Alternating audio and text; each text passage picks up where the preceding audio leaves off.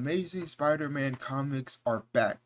This is issue number 32, and I believe this series has been going on for about a year now. I remember whenever the issue number 1 for the Amazing Spider-Man came out, and I was like, wow, this would be a perfect time to read Spider-Man, because I just got into comics, but I haven't picked up a Spider-Man comic after that except for Miles Morales. But I'm glad to say, after reading issue number 32, I am going to continue to read this ongoing series.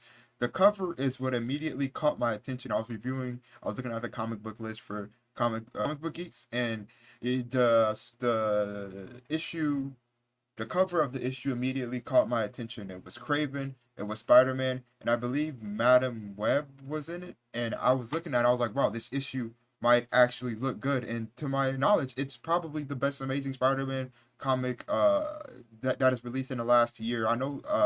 I think Dan Slott is doing a solo Spider-Man run that's else from this. But I know a lot of stuff has happened in The Amazing Spider-Man. I know Kamala Khan's death and that kind of distracted fans. And if you do something like that, I haven't read that issue, but if you do something like that, I can see why a lot of people would dislike and not want to read. But I feel like if that stops you from reading The Amazing Spider-Man comics, this comic will bring you back. The artwork is amazing. Spider-Man is barely in it, but once he's in it, he shines. It's more of a Peter Parker, and there is not a page wasted inside of this. There's no ink, letter, or page that is wasted inside of this comic book. The drawings are pretty good. Craven is inside of this comic, and Craven is actually a hunter. I've not been introduced into Craven as much. I only know him from the Spider-Man PS5 game, and I barely know him because of that. But whenever I'm seeing him actually being a hunter, it's actually pretty cool, and it's kind of scary. Norman Osborn is in here. He meets this I think she's a new love interest. He's calling Felicia, because we all know that MJ is not in Spider-Man's life. However you feel about that, that's your feelings. I'm okay with that.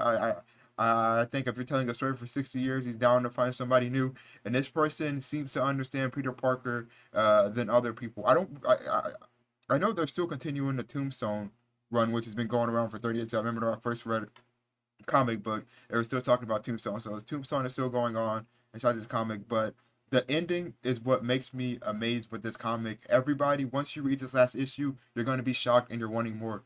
Can Marvel keep up the pace? It's honestly up to them. Marvel, you get your fan base back on this one. You're running through a straight line.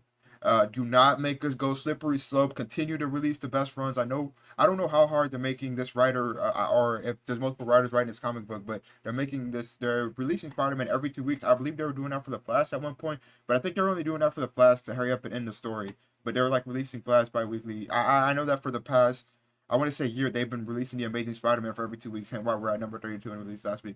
But this comic book was amazing. I love Kraven the Hunter. There was this red chick that looked like Satan. I don't know who she was, but whenever she was in the comics, she was good. And Kraven wanted to hunt Osborn, and it was just such an amazing thing to see.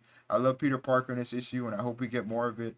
Amazing Spider-Man issue number 32. Make sure you pick it up. Let me know if you've read it and what you think about it so far.